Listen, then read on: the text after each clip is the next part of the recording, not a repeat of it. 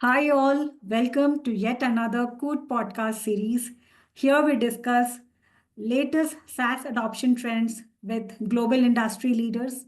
And today we have with us a very special guest, Mr. Vargab Bakshi, who was leading, country head at Wix. Vargab has been instrumental and in shaping up Shopify in India, and he played a very important pivotal role in digital business landscape, especially in India. As a GTM persona myself, I'm very excited for this podcast. So, without a further ado, let's start the podcast. Let's welcome Vargab. Hi, Vargab. Thank you so much. Thank you so much for joining us today. That too, being a new father. So, thanks a lot for taking out time for all of us. Let's start with a very quick introduction about yourself, Vargav, your career journey and some of the KRAs at Wix and Shopify. Thank you, Nageshwari, for having me here.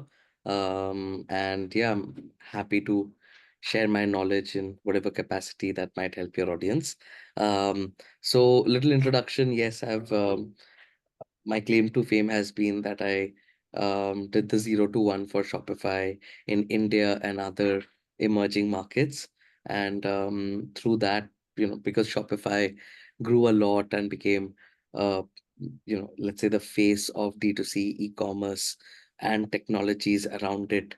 That's why, and given that entire ecosystem, also built a great network of D2C merchants, agencies, app developers who built for the e-commerce space. I've also worked at Wix as their country head. I started Shopify in India back in 2013. Um, yeah, was instrumental in sort of helping Shopify in partnerships, business development, GTM strategies, product localization as well. So yeah, did variety of roles. Shopify was often called internally the largest startup in the world. So it used to operate that way, even though it was a huge company.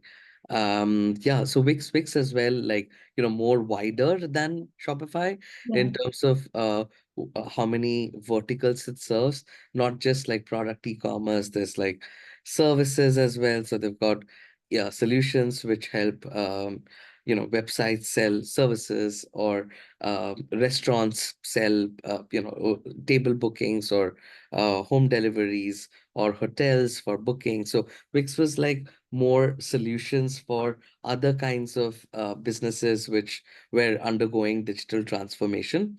So yes, I've spent a lot of time. I also worked at Google in the initial yeah. days of my career. And yeah, I've been in the tech space from the beginning of my career. And yeah, worked a lot, worked with all internet companies. So yeah, I'm also an angel investor, Yeah, advisor to multiple startups. I also do content creation. I've got a channel on Instagram called Grow Quick. sure. GROW space KWIK. It's got 300,000 followers on Instagram. It's got 100,000 followers on YouTube. So I've recently started this content creation journey as well, where I share. It's a D2C channel, so I talk about e-commerce specifically. So that's a little sort of an introduction about me. No, no, that's huge. Thanks, Vargav. So let's start with the Shopify, a very intelligent move by yours, the entrepreneur journey, right? So if you could share some interesting instances over there at Shopify, especially, how did you overcome the challenges? What were the challenges majorly which you faced when it comes to the localization? And some interesting intrapreneur journey of yours, Vargav, if you could share. Sure. I'll tell you first why this entrepreneur journey happened with me, right? Mm. Shopify and many other product companies, they don't hire a lot. It's a product company, they hire lesser people, right? My when I was hired at Shopify, I was their second employee in their international team. The first one was someone who was taking care of Latin America, and I was asked to join in this side of the world to see what can be done to grow Shopify in India, Southeast Asia, Asia Pacific overall. And now when you're doing it alone, so they didn't hire, there was another guy later who was hired for, let's say, Europe, and then slowly it grew, right? And then teams, Yeah. now there are like 8 or 10 people teams here in each of these countries, like a dozen people who's like whether it's Shopify or Wix or a lot of these product companies that are there, internet product companies, they have these satellite offices. A lot of the product development and a lot of the thinking basically happens centrally. And sort of the GTM happens locally. And Right. so as the entrepreneur thing Yeah. happened that you're sort of like when you don't have like a big team here, you're sort of like a entrepreneur where you're just on your own and you're trying to figure out things, and but you've got like a team which can potentially build this for you if there is a solid case that you make for it. So that's what happened. I mean, at Shopify, especially I think the company had a lot of potential in helping entrepreneurs start e-commerce businesses, uh, Sure. lowering the barrier to entry for people who did not have access to technologies that could allow them to start a business. That was Yeah. exciting to me personally. And when you're an entrepreneur, you need to feel very um, stitched to what the company's mission and vision is. Otherwise, there's no point joining a company if you're not really thinking if what the company is intending to do aligns with what you are looking to do.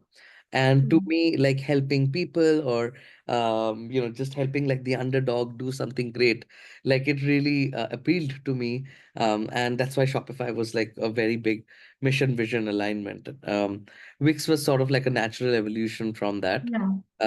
And yeah, I mean, I've recently, quit Wix, and I'm on a paternity break now, like I had mentioned to you, and I'll Yeah. be taking up a new assignment sometime again in the next few months. So that's sort of like a introduction, sort of the entrepreneurship journey, and yeah, like I'm kind of um I think in today's podcast, I would love to speak about, because you come from a partnerships um craft standpoint as well. I would love to kind of double click on different kind of partnerships that have helped all of these companies. Absolutely, absolutely, Vargab, well said. So, can I go a little bit deep into Shopify? If you could share some interesting case studies in the areas of partnerships and collaborations, which actually added on to your entrepreneur effort, Vargab. So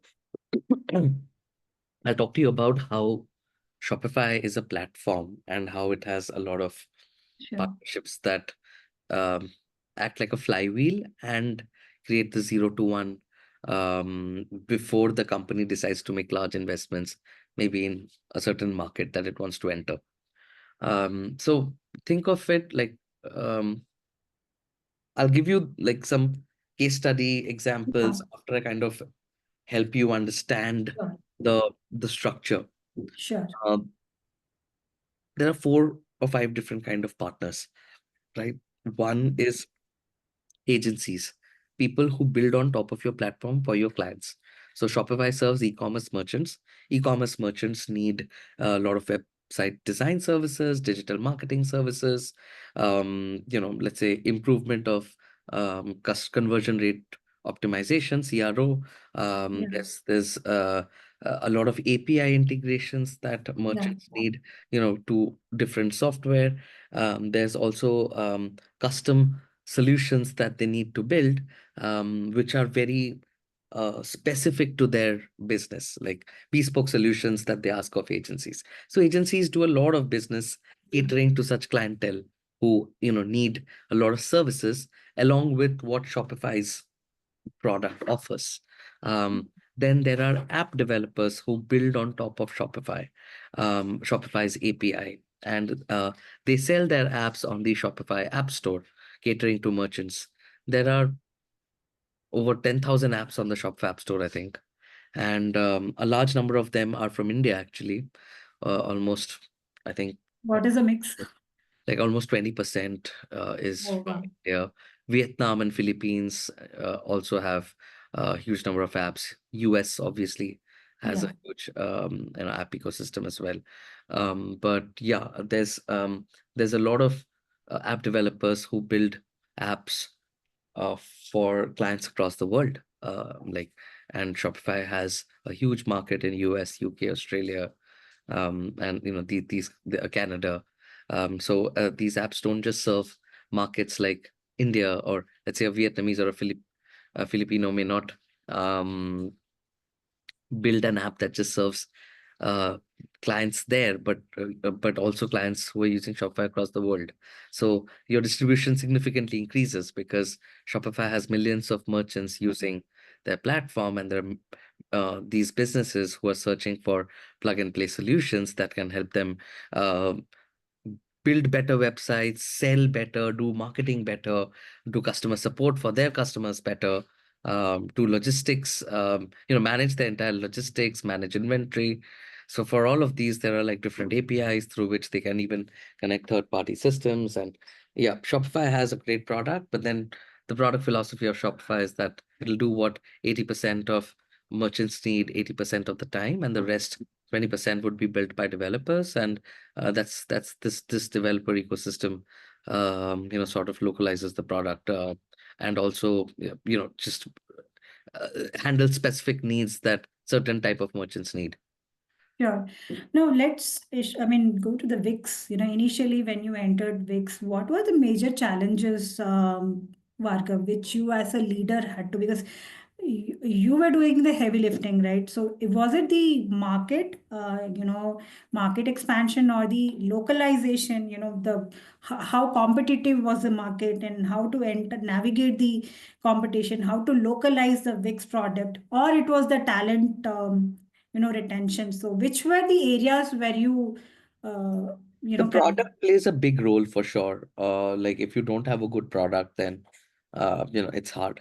Like for instance, like Shopify, Wix, WooCommerce, these three platforms, like WordPress slash WooCommerce, but essentially WordPress, Shopify, and Wix, these three platforms dominate, the Yeah. online website space. Now, different business solutions like Shopify is more deep into e-commerce. Wix has done multiple verticals. WordPress is even wider, where Yeah. there's a lot of blogging, there's a lot of content management solutions, that people who use WordPress often adhere to. So, the point being that like all of the heavy lifting essentially always has to be done by the product, especially in a technology company. In tech, when you're selling a product, if the product doesn't do its job well or doesn't Mm. have great user experience, then you'll see users dropping out. But outside of that, what's important, especially when you're trying to do market entry and expansion, is you need to create a buzz about the brand. And that happens through on-ground activities, whether building communities, whether it's speaking to your customers and making them your brand ambassadors, creating an ecosystem of it, like these agencies, developers, influencers who speak about you, and affiliate marketers, and even let's say bigger strategic reseller partners who, let's say, give you access to their distribution because you're a complementary product to what they are selling. So I think if you need to really tap into partnerships and do market entry, then there are many ways to do it Yeah. Mm. without spending a lot of money on hiring hundreds of people because you're trying to enter a market. I think it's important to sort of test waters before making big investments, and having a few people managing certain partnerships which sort of help you play not the one-to-one game but the Yeah. one-to-many game. So tap into anyone who has distribution, figure out complementary games that sort of match your USPs, your products USPs, and how do you uh, make the user experience very seamless of using two technologies together. I think if that's done, then users um, find it easier to kind of integrate it in their tech stack. Sure. So tell us, which was your, I mean, which was the type of partnership which really kind of worked for you? Was it the reseller model or the OEM, or, and I will come to the co-creation part later, maybe how did you partner with the sales, but could you elaborate which was the type of partnership that really helped? I think different partnerships served different needs.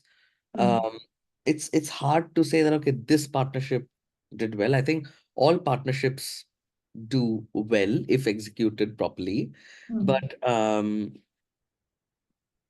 mm, if I were to like pick one, I Mm. think people who use a Salesforce or Microsoft or let's say Shopify or Wix, right? Yeah, And build on top of their products and build custom solutions and sell their services, system integration services, yeah, or larger um, larger software development projects, could be ERPs, could be omni-channel integrations.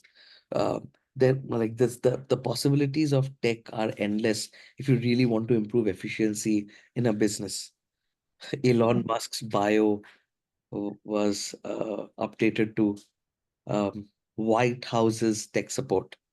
Like it just goes on to show that even like the US government needs so much to be done, right, in terms of tech, because tech has gone, miles ahead, but the adoption of tech remains, there's always more adoption that can happen than what it is today. And to do that, like I think there needs to be more proof. Like people who are usually building technology businesses, um, I always say that you're either solving for money, you're either solving for growth, like that you're helping the business make more money, or you're solving for time, that you're helping the business save time, yeah, right? And so whichever you are doing, like for yeah, instance, in US, people have an appreciation for software that saves time, whereas in India, you see lesser appreciation for software that improves time. They the efficiency is not an appreciated aspect often. Uh, sure. Spending 20,000 rupee on software per month versus hiring a guy for 20,000 rupee per month. There people usually draw these lines that maybe having a person makes more sense than having software. So partnerships, coming back to what kind of partnerships work, I think it's sort of important that wherever there is a complementary um you know s- a complementary value proposition from Yeah, two companies which seamlessly work well and yeah, have an affordable pricing yeah, and have a customer support that helps solve yeah, this properly, their problem statements properly. I think any partnership can work. But yeah, at the end of the day, usually, um, you know, uh, like it's a hard job in bigger strategic partnerships, to keep everything tight because, let's say you could partner with a telecommunication company which works with millions of businesses, but then a telecom company and a tech company's partnership, even though makes sense on paper, works very differently yeah, when executed, because a lot of things tend to slip between the cracks, because a telecom company is looking to sell more data, a yeah, software company is looking to sell software. The telecom company thinks, oh, if I sell a lot of this software, these are cloud software, so more data consumption. So I sell more data, so it's a win-win. That's sort of the alignment that telcos and tech companies think. But often what happens is that the product success metrics for the tech companies are different from the product success metrics for the telco. Data consumption is not it does not denote that the software is also largely successful or has great UX, etc. And slowly the data usage might die if the product is not solving the right problems for its business, for its client. So yeah, I mean, partnerships need to be well thought out, have proof of concepts, have integrations with systems that work well. So yeah, that's sort of the premise of Sure. successful partnerships. No, sure, Vargab. Now, in VIX, of course, you as a central person who are orchestrating the entire, channels, right? We have seen partnerships in VIX, and let's say whether it comes to the payment gateway, with Shopify, and, whether it is an API integration or it is a CRM, right? So, if you could share which were the areas where one which you shared is about the data, but which are the verticals where where you could see the major trends happening? Was it the payment gateway? Uh, So payment gateways, logistics partnerships, accounting partnerships, all of that falls under product partnerships. And product yeah, partnerships essentially is intended to make the product better. Uh, yeah. Now you can't always, like I was saying, you solve for what 80% of customers need 80% of the time, and you can't solve for everything, especially for every country. Now, a lot of times, like it makes sense for us to tie up with local payment gateways in e-commerce, tie up with local logistics and shipping companies, and let's say GST enabled invoicing, or local like Amazon India integration, like these are all product partnerships that are done to make the product better. And that is also a type of partnership. It So, may not have direct GTM implications because no, uh, sorry, go ahead. sorry, no, no. What I'm asking is, Vargab, in which areas did you adopt to more? I mean, in which areas were there more partners? That was it the Gen AI chatbot, or was it in the area of Oh, payment? okay. I Where would did you where did you collaborate with more SaaS tools? Is what is my question? I would say marketing as an area saw the most number of apps.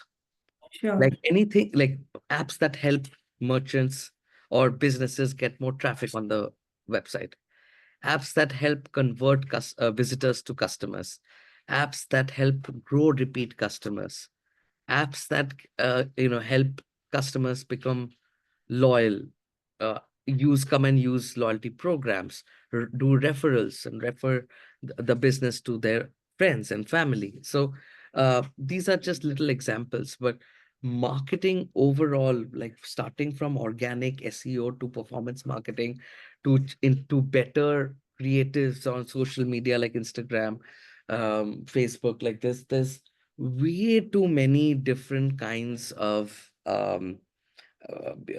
like these marketing partnerships that enable a merchant to sell more. The reason why there's so many such softwares is because it falls under that bracket that I was saying, that you either help a business make more money or save more time, Or save time. Yeah. and marketing helps them make more money.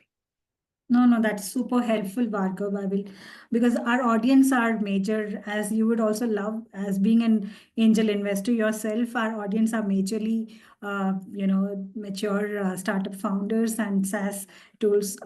So, want to go one step further, maybe on the tech aspect. The questions that I have around the data analytics and the other verticals, maybe I'll go to that later. Let me go deep into this conversation, Bhargav. So you mentioned the marketing and the sales, and as you rightly mentioned, it's either going to increase the revenue or going to reduce the time. Rightly said. Now, how do you select? I mean, how on what basis are you using the selection metrics when you are kind of probing to collaborate with SaaS tools? And what was the good mix? Was it more of from the India or globally? If you could give some insights on your selection basis of collaborating with the SaaS tools, Vargam. Like if It usually is a pull marketing strategy for us. We try and inspire app developers to build on Wix, Shopify, other platforms. It's not a very push strategy. The like Okay. Shopify pushes its product to aspiring e-commerce entrepreneurs or existing e-commerce entrepreneurs who are not using their platform. But these platforms don't push itself marketing wise to app developers. It's usually a pull strategy that works. And you try and get people because you have millions of businesses using your platform, other services or other products, is want to come and build on top of your platform and bundle Shopify with their product or their services and sell it to e-commerce merchants, because that is a win-win in some ways. But um sorry, your main question was.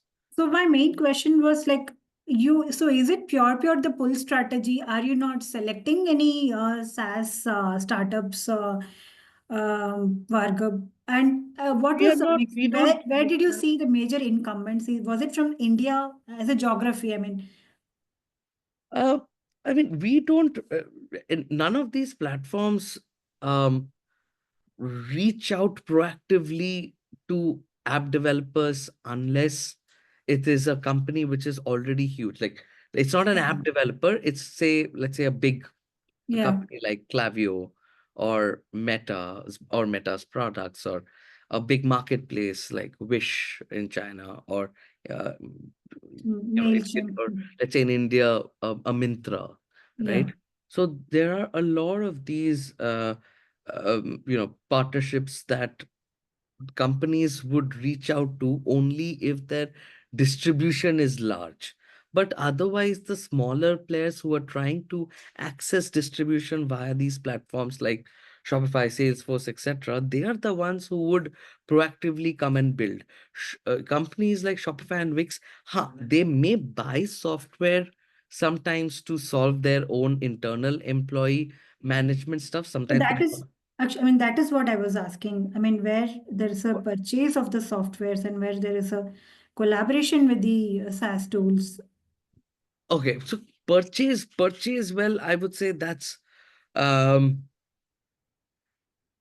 usually a lot of the internal tools, especially around sensitive data, Sure. is built internally. However, third-party softwares are used in more lesser critical, lesser sensitive areas, like HR, customer support, like project management, areas like that. But internal tooling Yeah. of which are specific to our clients, which capture sensitive data, which basically the entire core system that is built usually does not have a lot of third party integrations Okay. at all. Some have to be made. It would probably be a payment or a banking partner, some sort of like payment and finance solutions, sometimes ERPs, but very few third-party software is given access to, let's say, core, the data that core is handling, because there are security issues as well. Big companies purchase third-party software, but yeah, it's uh, like I'm not sure if I can pinpoint that, okay, this is an area where third-party software is used a lot. Every team has its budget. So let's say the Yeah. legal team or the finance team or the marketing team, bigger organizations have big teams and they have got big business units, and they take decisions of what softwares employees need to use.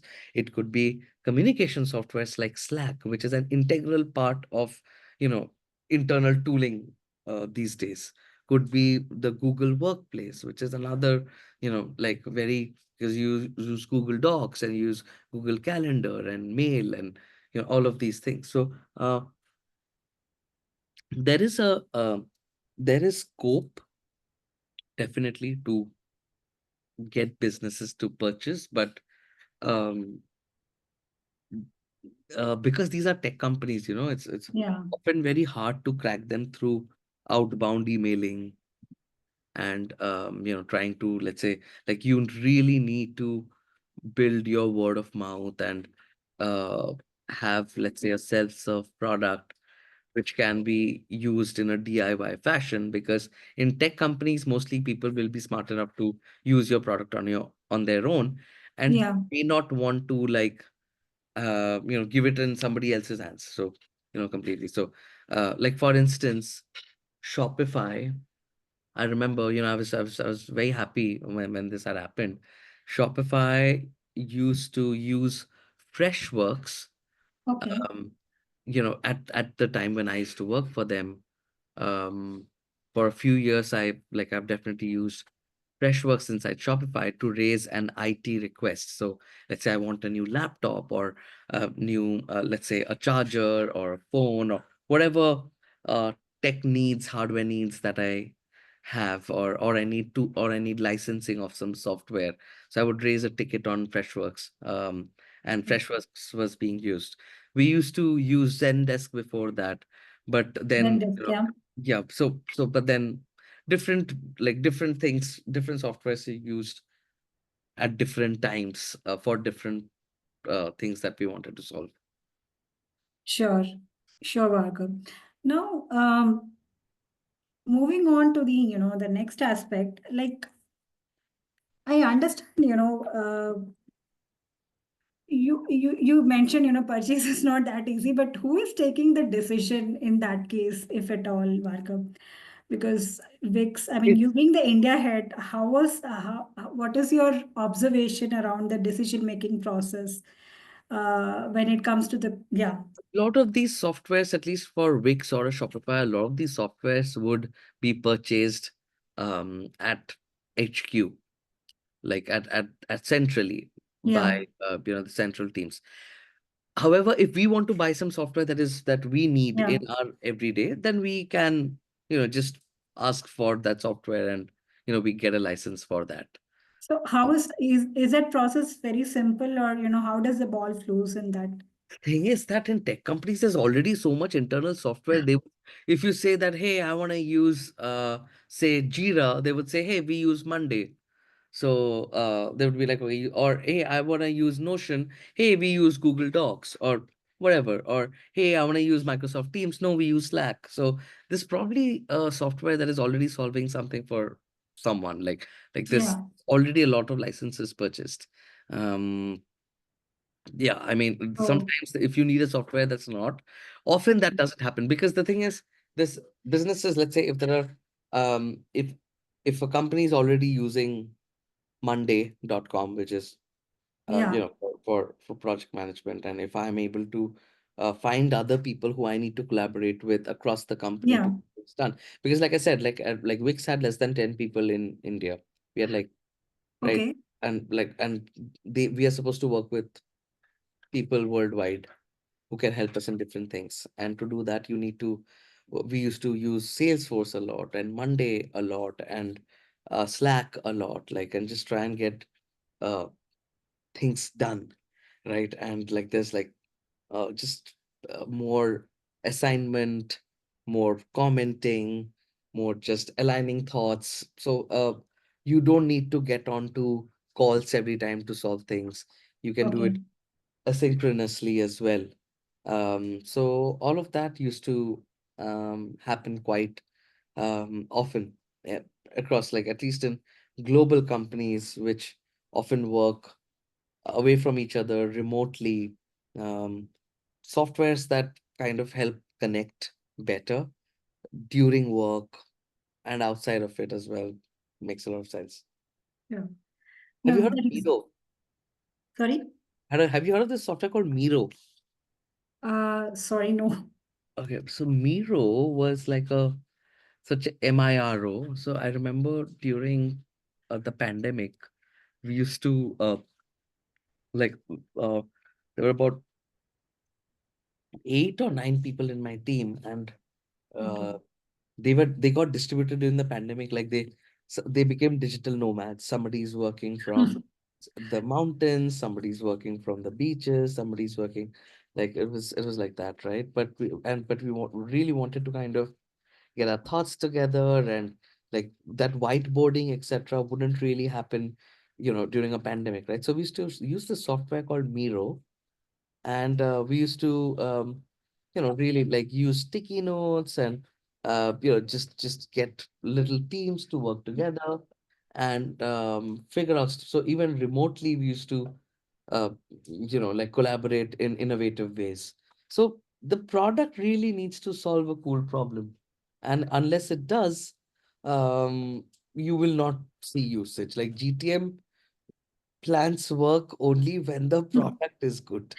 uh, Oh, right, you can do organic marketing. I'm a big believer, Nageshwari, of content creation, organic, like help customers know what you do, like create that top funnel, then they will come and test out your product. yeah. Make them very happy when they test out your product. Try to convert them, give them free trials. At every stage of the funnel, you really have to, like go for customer delight. Okay. Okay. And the reason why I asked this is, as most of the GCCs aspire for the autonomy, we just wanted to understand the autonomy status. I mean, how was your experience at Wix? So that's the reason I was asking the questions around decision making process. Now, moving on to the tech aspect, Vargab, I think you will be the right person to, give a kind of, overall picture around tech. Where do you see the emerging trends happening? Is it the Gen AI or the data, or, the cloud infrastructure? So if you Uh, could share uh, your thoughts and, in 2024 and the upcoming. 2025, So, yeah, I mean, from 2024 to the upcoming, that's what I mean. like trending technologies. Trending technologies, yeah. AI, definitely. Like you will see, all legacy software, you'll see disruption happening through AI tools which were built with AI capabilities as a very fundamental part of the product, not as an auxiliary part of the product. So you will see more disruption in the software space happening because of AI, is what I think. You will also see like work getting done faster because AI will also become very accessible very soon. So even someone without a paid version of a chat GPT could also get access to AI software that helps them do their regular tasks. So as like the big next trending thing, I don't think is something new that you're hearing from me, but it is definitely Gen AI and upcoming AGI, and Yeah. how everything will sort of largely be driven by AI, but there will always be a human touch at different parts of the funnel, at different pieces of the puzzle. So, and humans will work on cooler things than AI. So that's what I think. So yeah. Something about agentic AI thoughts ongoing at Wix, which you had experienced, Vargav. I think like Wix itself, like built this prompt based website generation that you just put prompts, and your website gets designed automatically. I see Gen AI, like I see Gen AI changing, uh, changing very basic functions that were done with whether a drag and drop or whether excessive prompts. With agents, I think a lot of this will be just automated with a few set of rules. That if let's say for instance your shopping might be that buy a blue color satin shirt for me, size L, and let's say loose fit, and has to be delivered in 2 days to me in so and so address. Um, I want to make the payment via my credit card. Now, all of this is, let's say, your basic preferences that you Yeah. want when you're shopping. Now that blue shirt, blue satin shirt, tomorrow may be a white round color t-shirt, cotton or something else. So, but once the basic things of payment, shipping, they already know that you want this. Next time onwards, you just say, hey, I want so and so shirt, and the AI agent basically searches for the right shirt for you and says, hey, do you want me to make a purchase? This is what we have selected for you. There are two more choices, but we think this is the best based on your past buying behavior. And like in the next few seconds, like the transaction will complete without you going to checkout, entering your CVV, your OTP, etc. Like AI agent will complete that transaction. If it is, let's say, up to 2,000 rupees or 3,000, 5,000 rupees, etc. Like some like a risk that you can take. Ki, itna tak to you are okay for the payment to happen without you Yeah. interfering with it. Those are things that I'm personally excited about because I'm from e-commerce and I see that space quite closely. No, absolutely. I could recall one of the case study. I mean, one of the pitch at Shark Tank where they had, I don't know if you could see that necklace, the digital agentic AI necklace with I a haven't seen it, but I'll check it out. sure. Um, now, Varga, now coming to the industries, right? Um, you would have, had a bird's eye view in different industries like BFSI or manufacturing or retail. Where did you see major adoption initially happening with both Shopify and Wix, I Varga? haven't worked much in BFSI, Okay. although I've worked with payment gateways in partnership positions and I'm not sure, like BFSI technology for sure is critical and especially sensitive because of cybersecurity, Cybersecurity. Yeah. um, but outside of that, I think uh, I've worked more with retail, manufacturing, distribution companies. And I think companies which are growing fast, which are seeing a lot of traction, seeing revenue, seeing users, they're growing fast. Now, automatically the usage of software also grows fast with for those particular companies. There, if a company is growing fast, you will see their spends on software goes also very fast because it's not possible to hire so many people so fast to manage a lot of these processes. So software is the best way to sort of, crux that.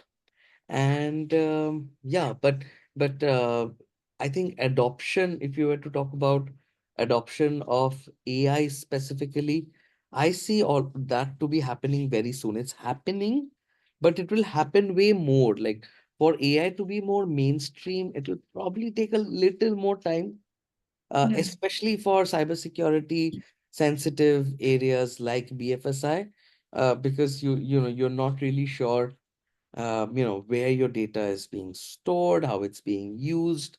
So you just, I mean, doing it on open source obviously doesn't make sense. So, um, creating those guardrails for different sectors will be different. Like for instance, for retail, it is, like when somebody is swiping their credit or debit card, safeguarding that information.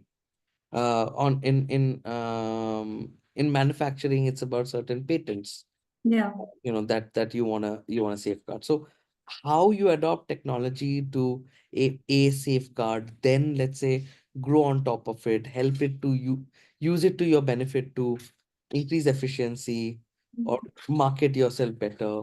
All of that automatically comes when at least see, look, there are some early adopters and there are some that adopt late to technology, right? Yeah. I don't always see BFSI being the fastest, most innovative sector in terms of like if BFSI was a innovative sector, payment gateways would not have been created as a sector. If Yeah. banks were smart, if HDFC was smart, a Razorpay wouldn't have existed, Exist. Yeah. right? True. So yeah, I mean, you like with BFSI, but that's like an outsider's opinion. I'm not a big um flag bearer, rather quite the opposite, that I don't really think BFSI as a sector moves really fast on tech. But then yeah, I mean, it's an important sector to be technically empowered with the latest state of the art security, I think, especially with with the number of scams going on right now. Yeah. Like banks should also do a better job. It's not just that Airtel is saying, oh, we are a scam proof telecom network. Like even banks should do a much better job than what it is doing today. And yeah, I think security is a big part of it. So technology, there is. Absolutely. Yeah. No, so but at Wix, where did you, I mean, whether was it the retail or the, where did you see major purchases happening in the Wix? Kind of, I want to understand that demography. Sorry, could you repeat the question? So in at Wix.com, right? Where was the major adoption happening? Where was the major purchases happening? In which industry? So I think f- almost 35% of Wix's customers would be websites, so which are not making transactions. So these would be, let's say, Okay. uh, personal brand websites, or could be blogs, Okay. could be just like recipe books, like just like lookbooks and things like that, or video hosting, things like that. So websites which weren't making a transaction would be almost 30-35%. The rest of it would be businesses using Wix. Out of that, e-commerce businesses would be a large chunk. Then businesses who sell services. Then businesses who are into hospitality, so restaurants, hotels, uh, that Got kind. it. Um, yeah, I think these would be events. Also, is like a big Yeah, category on major. Wix. Yeah. Yeah, so event. So let's say a stand-up comedian doing an event, right? Or Yeah. somebody selling, let's say, the Coldplay concert is something that you can sell tickets via Wix. So that's also like a category. So there are multiple categories, but e-commerce is a fairly big chunk. So I'm naturally getting attracted to discuss with you about the content marketing. So definitely, Wix has really beautifully shaped the content marketing aspects. So what was the feedback you got from the purchasers, Vargab, around content marketing? Hmm, like uh, Wix's content marketing is largely driven by blogs and videos, um, on and distributed through its YouTube channel, and Instagram, and it has presence everywhere, but YouTube has a fairly decent following. Um, it would be hard to tell you like how the content marketing um, piece has worked out for Wix, but I can tell you for the channel that I work, like Grow Quick, which is Mm. not like for Wix, it's just like something that I've done on the side, is is more around um, targeting people who want to start businesses, and especially D2C, like direct to consumer businesses. How do you create it? Inspirational stories, examples of differentiators in a business. When you're creating content, you need to trigger certain emotions in the viewer who's watching your content.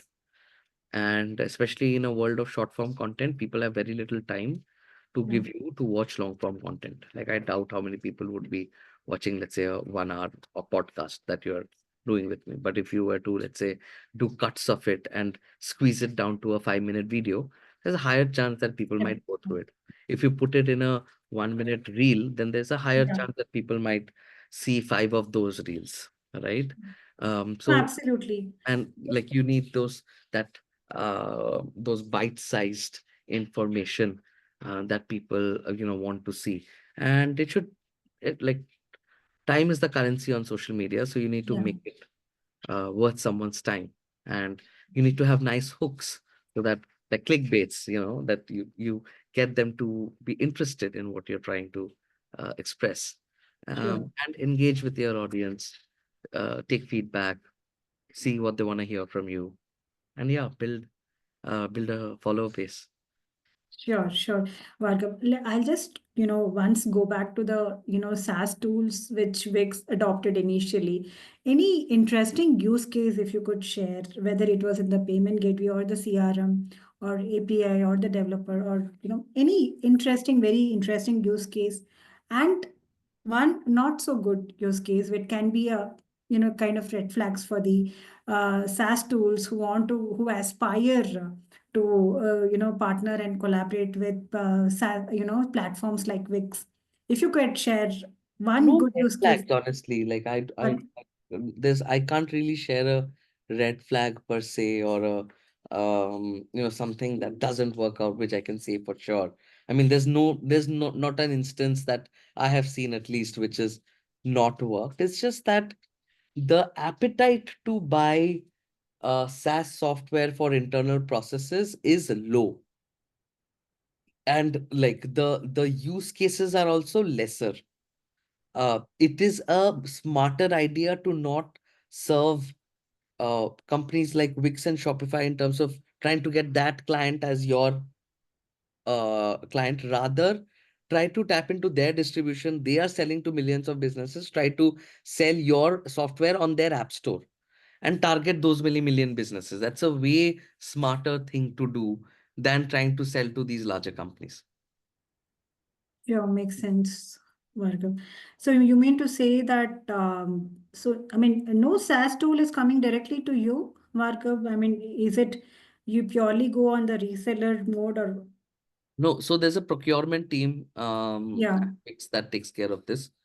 Usually the the procurement team and the IT team, or if you're selling to a certain division and you convince, let's say, the CMO that so and so email marketing software is better than all of the others that they're using, then the CMO or a VP of marketing can propose using that internally. so So that So that was the aspect which I really wanted to understand, Vargab. Could you, I mean, just now you said, right? Could you share any of out of your experience where you played a role in the key decision-making process? I think, well, personally, I don't think I have been a part of buying a software which would um, significantly improve processes. I have been lucky that when I joined a company, I saw the basic softwares which Yes, I got it. would need already there. Okay. Like, I think, uh, yeah, I personally have not been like like a huge contributor to what should be a software that 1,000 people should be using in the company. Like, yes, at times that there have been, uh, like softwares that I've used for, um, for my team. Um, that's different, but yeah, not large software. I Sure, don't think I would be the sure, right sure, person for that. sure. And now how do you kind of upskill yourself? You also mentioned uh, continuous disruption happening, Vargav. So somebody who aspires to become you, right? So if you could share your how do you educate yourself and how do you keep yourself abreast on the the technology?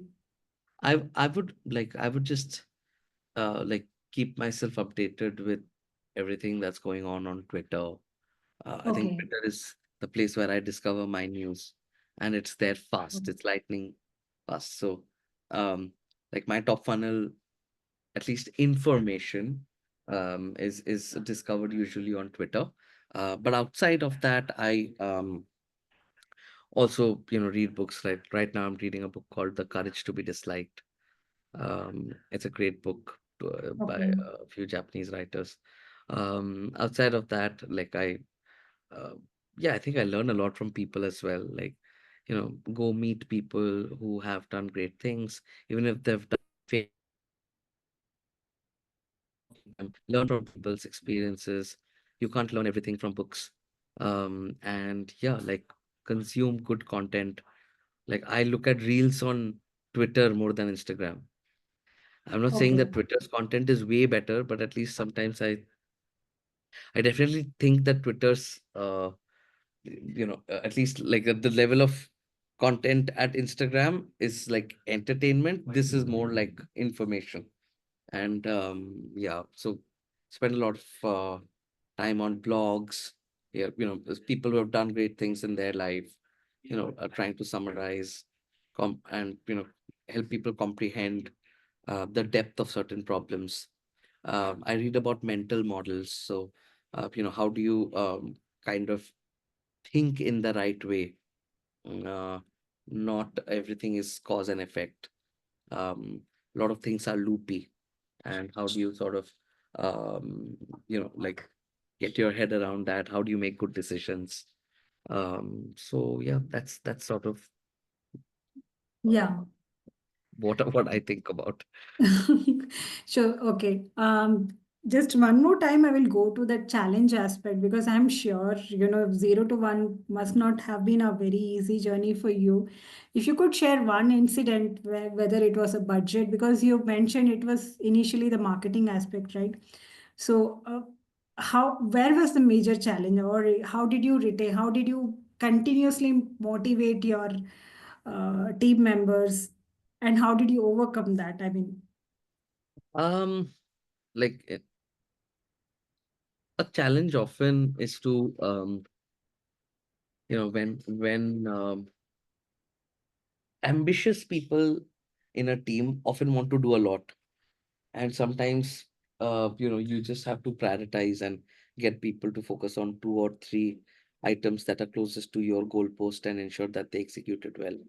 You'll find a lot of excited team members who want to do 10 things every day, a new thing, and thing that they started 2 days back that suddenly doesn't have momentum, and not taking enough time to reflect on why they didn't continue that, or what did they learn from that, why did that not work, or even in the new thing, like is it worth doing, how much time will it take, how will we measure if this experiment is a success or failure. I think um, like just ensuring that the team is working in that premise is super important for me, right? uh, how it's did you get that? I mean, how did you ensure it is happening? so in a GTM team, right, you need to try many things. So like because you and when you're trying many things, uh sometimes the things that actually will need to be done more doesn't happen. You want to do like 100 different things, but you should have actually done 5 things really well. So as a leader, it's super important to get your team focused on things that you think from your experience will have the highest impact in moving the needle. Sure. So not like let distractions take you away from the main goal. Sure. Sure, Vargab. No, that's helpful. We are coming to an end of the podcast. Second last question, Vargab. You mentioned you read a lot of books. So if you could share this question, I ask to most of my speakers, what is your everyday routine? Are you a morning person? How do you unwind?